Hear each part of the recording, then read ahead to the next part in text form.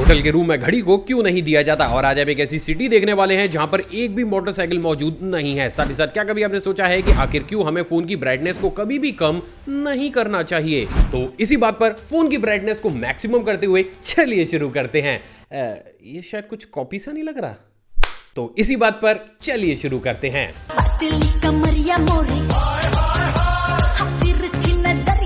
Number 20। आज stress और depression हमारे पीछे ऐसे पड़े रहते हैं जैसे एक जमाने में किलविश शक्तिमान के पीछे पड़ा रहता था, और इसीलिए इस चीज से बाहर आने के लिए लोग या तो अलग अलग तरीके की जड़ी बूटियों को फूंकते हुए नजर आते हैं या फिर जिम में पसीने बहाते हुए। लेकिन क्या आपको पता है कि चाइना में तो इस चीज से लोगों को बाहर लाने के लिए भैया स्टूडेंट्स को चलते फिरते इंसान से जानवर ही बनाया जा रहा है। असल में गाइस, चाइना की बहुत सी यूनिवर्सिटीज प्रेजेंट डेट में स्टूडेंट्स को स्ट्रेस और डिप्रेशन से निकालने के लिए उन्हें हर दिन कई घंटों तक कुछ इस तरीके से जानवरों की तरह ही क्रॉल कराती हैं, क्योंकि यहाँ के छोटी छोटी आंख वाले प्रोफेसर्स का कुछ ऐसा मानना है कि ऐसा करने से कोई भी स्टूडेंट ऐसे चुटकी बजाते ही स्ट्रेस और डिप्रेशन से बाहर आ जाता है और उसके ब्रेन में गुड हार्मोन रिलीज होना शुरू हो जाते हैं। विचित्र परंतु सत्य है। नंबर 19। गाइस, अक्सर ड्रिंक करने के बाद लोगों के ऐसे ऐसे टैलेंट बाहर आते हैं जिसके बारे में आप सोच तक नहीं सकते, और एक ऐसा ही कारनामा साल 2020 में डैन ने करके भी दिखाया था। असल में डैन एक दिन नशे की हालत में एटीएम से पैसे निकालने पहुंचे, लेकिन उन्होंने एटीएम पिन की जगह ऐसे ही रैंडम नंबर को टाइप कर दिया एंड सरप्राइजिंगली उस एटीएम मशीन से पैसे बाहर भी आने लगे, लेकिन डैन के अकाउंट से 1 रुपया तक नहीं कटा। अब दिमाग हिला देने वाली बात यह है दोस्तों कि अगले 1 साल तक ऐसे ही रैंडम नंबर टाइप करते करते इन्होंने 10 करोड़ से भी ज्यादा रुपयों को एटीएम मशीन से निकाल लिया, जिसके बाद इस महान आत्मा को ऐसा लगा कि भैया क्यों ना नेशनल टीवी पर जाकर इस चीज को बताया जाए, ताकि बेचारे लोगों का भी कुछ ना कुछ भला हो जाए और इन्हें भी एटलीस्ट 2-4 मेडल से तो सम्मानित किया ही जाए। और इसीलिए जैसे ही इन्होंने इस उच्च कोटि के काम को नेशनल न्यूज के ऊपर किया, इन्हें तुरंत ही सम्मानित किया गया 3 साल की सजा के तौर पर। नंबर 18। गाइस, क्या आपको पता है कि पटना एक ऐसी सिटी है जहां पर आपको मोबाइल नेटवर्क से रिलेटेड किसी भी परेशानी का सामना नहीं करना पड़ता, क्योंकि भैया परेशानी तो तब होगी ना जब एक्चुअली में वहां पर मोबाइल नेटवर्क होगा।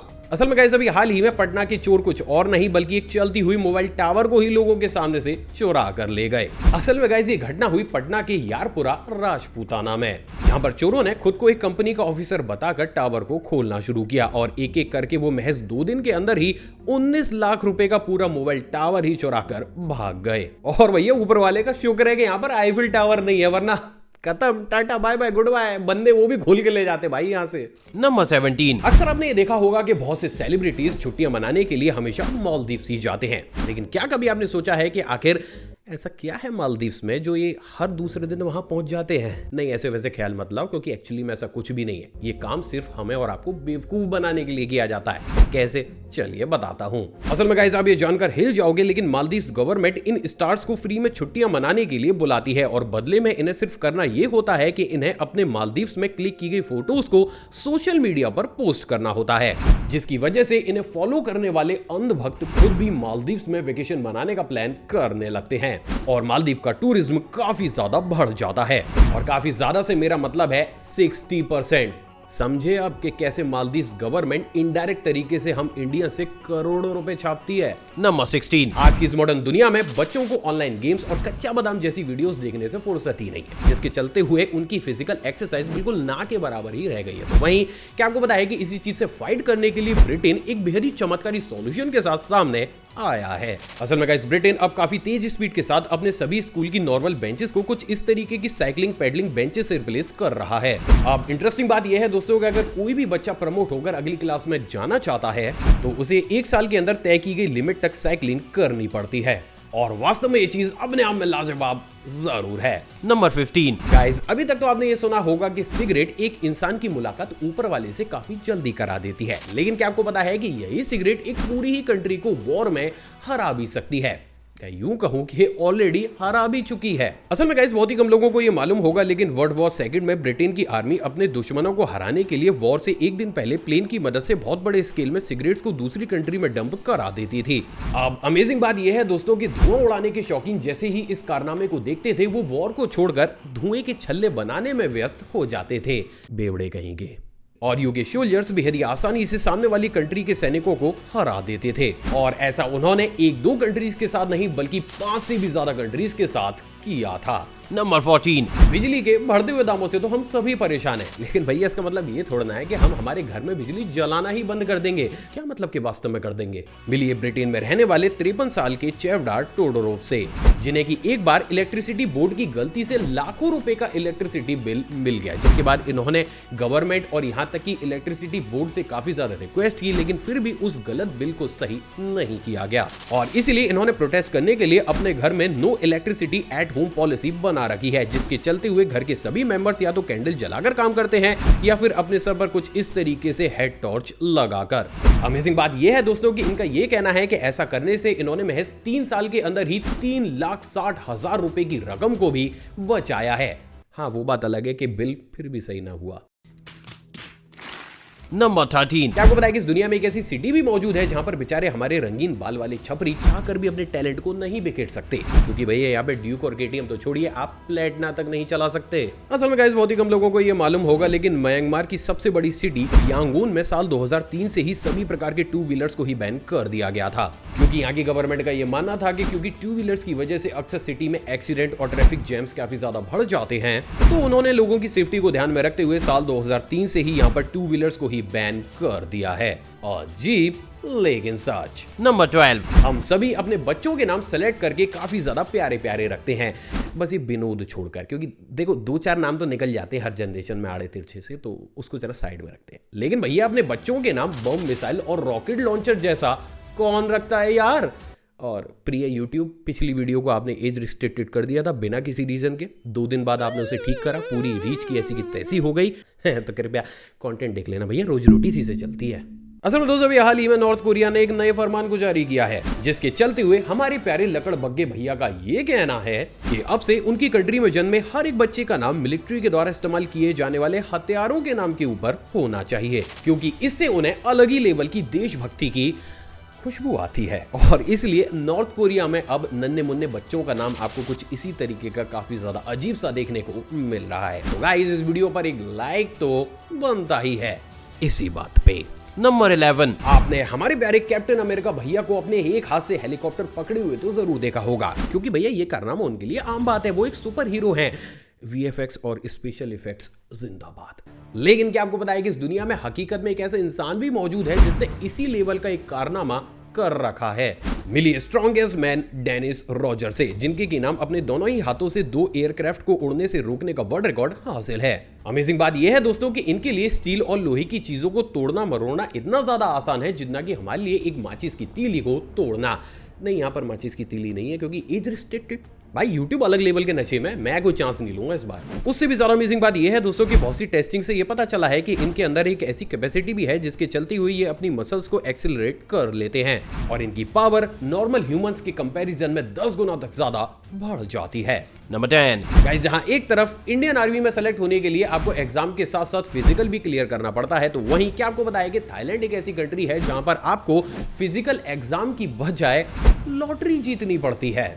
असल में दोस्तों यहाँ के एक लॉ के अनुसार कौन सा कैंडिडेट आर्मी में शामिल होगा और कौन सा नहीं, इस बात का फैसला आपकी फिजिकल एबिलिटी से नहीं बल्कि लॉटरी के बेसिस पर किया जाता है, जिसकी तर्ज पर अगर उस लॉटरी में आपका रेड कार्ड आया तो आप शामिल होंगे, जबकि अगर आपका ब्लैक कार्ड आया तो आपको तुरंत ही रिजेक्ट कर दिया जाएगा। मतलब अलग ही लेवल की सट्टेबाजी चल रही है भाई यहाँ तो।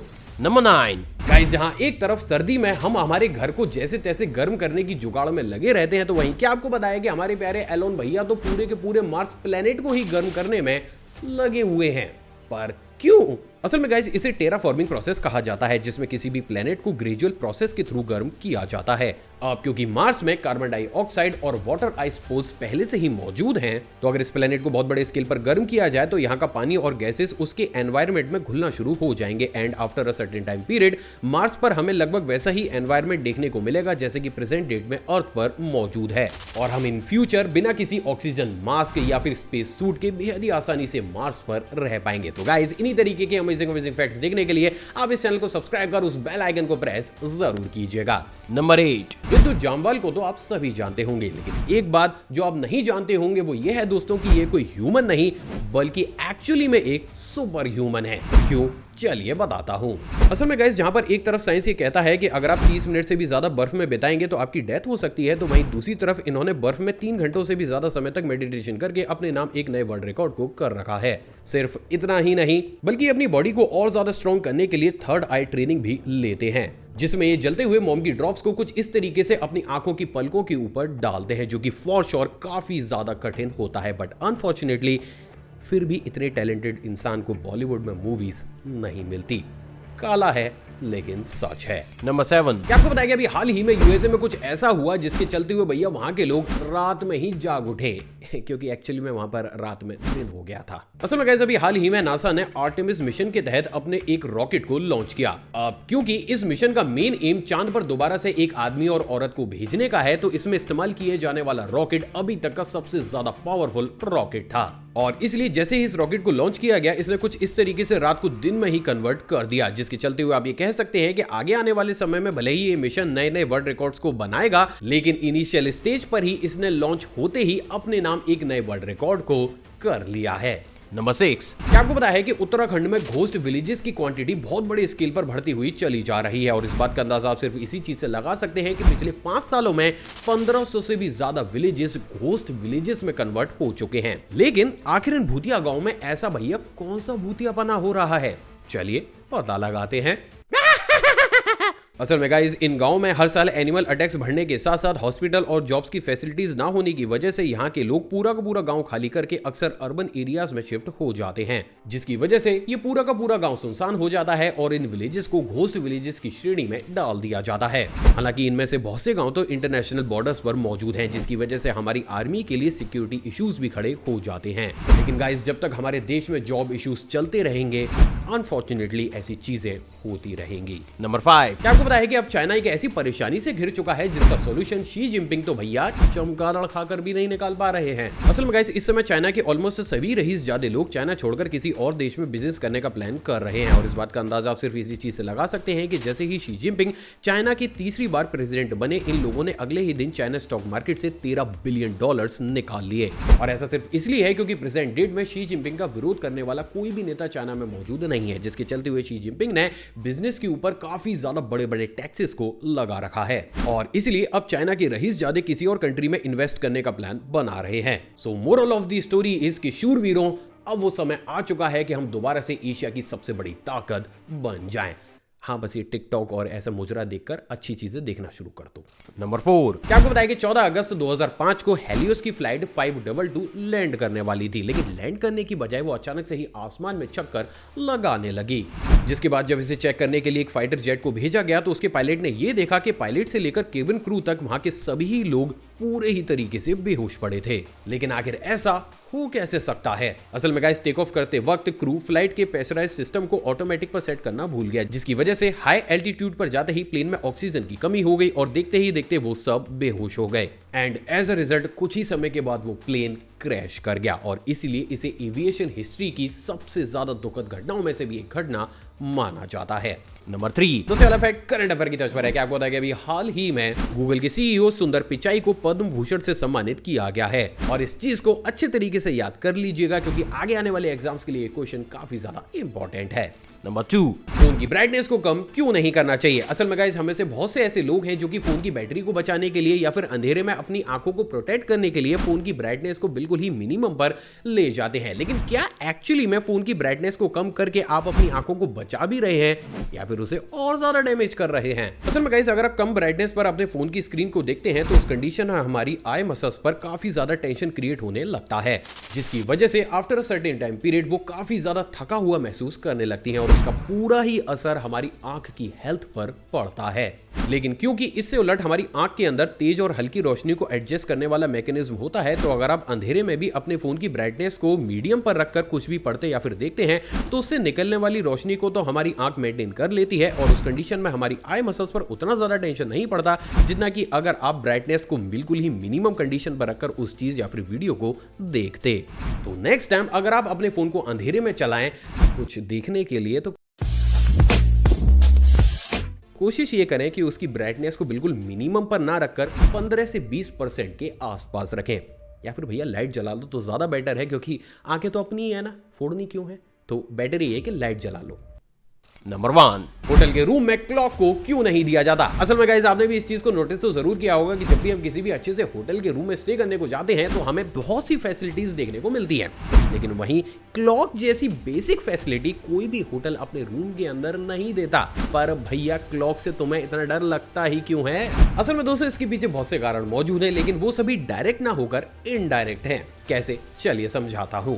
असल में दोस्तों एक नॉर्मल ह्यूमन की साइकोलॉजी ये कहती है कि जब भी वो कहीं बाहर किसी सिटी में घूमने जाता है तो वो ज्यादा से ज्यादा समय घूमने में बिताना चाहता है। अब अगर उस कंडीशन में किसी भी होटल के रूम के अंदर घड़ी को लगाया जाएगा और आपका ध्यान जैसे ही बार बार उस घड़ी पर जाएगा तो आपको अंदर से अलग ही लेवल की चुल होगी कि भैया मैं यहाँ बैठकर अपना टाइम खराब ही क्यों कर रहा हूँ, मुझे तो बाहर घूमना चाहिए। जिसके चलते हुए आप उस होटल के रूम में बेहद ही कम समय को स्पेंड करेंगे और इसी चीज का सीधा ही असर होटल के बिजनेस पर पड़ता है, क्योंकि आप जितने ज्यादा लंबे समय तक उस रूम के अंदर रहेंगे और वहां की फैसिलिटीज को यूज करेंगे तो उसका सीधा ही छाप आपके सबकॉन्शियस माइंड पर पड़ेगा। जिसके चलते हुए आप खुद भी या फिर अगर आपको कोई भी रिश्तेदार उस सिटी में घूमने जाने वाला है तो आप खुद से रिकमेंड करेंगे कि आपको अगर रहना है तो आप उसी होटल की सर्विसेज को यूज करें। लेकिन होटल के रूम में रहोगे नहीं तो रिकमेंड कैसे करोगे? तो वहीं दोस्तों अब बात अगर दूसरे कारण की जाए तो वो है खुद को कस्टमर्स के गुस्से से बचाना। असल में गाइस नॉर्मली जो भी बंदा होटल के रूम में स्टे करता है वो घर वापस जाने के लिए या तो ट्रेन का इस्तेमाल करता है या फिर फ्लाइट का। ओयो रूम की बात नहीं कर रहा हूँ, नॉर्मल स्टे की बात कर रहा हूँ मैं। और अगर किसी भी सिचुएशन में अगर होटल के रूम के अंदर की घड़ी बंद हो गई, जो कि काफी ज्यादा नॉर्मल सी चीज है, और उस बंद घड़ी के चलते हुए उस गेस्ट की फ्लाइट या फिर ट्रेन मिस हो गई तो वो उसका पूरा ही ब्लेम होटल मैनेजमेंट के सर के ऊपर फोड़ देता है। और पास्ट में बहुत सी ऐसी चीजें हमें देखने को भी मिली हैं, जिसकी वजह से इस अननेसेसरी प्रेशर से बचने के लिए होटल मैनेजमेंट अपने रूम के अंदर घड़ी को लगाते ही नहीं, साथ ही साथ मेंटेनेंस और डिस्टर्बेंस का कारण तो अलग है ही। और यही वो सारे कारण हैं जिसके चलते हुए आपको बड़े से बड़े होटल के रूम के अंदर भी घड़ी देखने को नहीं मिलती। आई होप आज का एपिसोड आपको पसंद आया होगा और YouTube देवता ने इसको एज रिस्ट्रिक्टेड नहीं किया होगा। अगर आपको वीडियो पसंद आई तो इस वीडियो को लाइक कीजिएगा, ज्यादा से ज्यादा शेयर कीजिएगा, अपने फेवरेट फ्रेंड को कमेंट करके जरूर बताइएगा। और अगर आप मुझसे डायरेक्ट कनेक्ट करना चाहते हैं तो आप सीधा गूगल पर आकाश अरोड़ा लिख सकते हैं, वो आपको सीधा का सीधा मेरी इंस्टाग्राम आईडी पर ले आएगा। एक और फ्रेश कमाल वीडियो में आप सभी से दोबारा मुलाकात होगी दोस्तों। जय हिंद।